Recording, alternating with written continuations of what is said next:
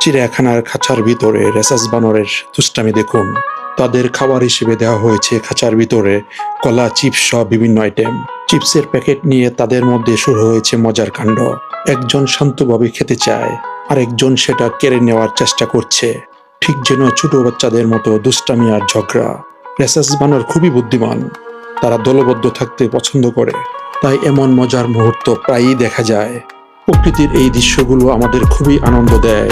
বাংলাদেশ সহ দক্ষিণ এশিয়ার বিভিন্ন জায়গায় এই প্রজাতির বানর দেখা যায়। খাবার নিয়ে তারা একে অপরের সাথে সবসময় দুষ্টামি করে, যা আমরা ভিডিওতে দেখতে পাচ্ছি।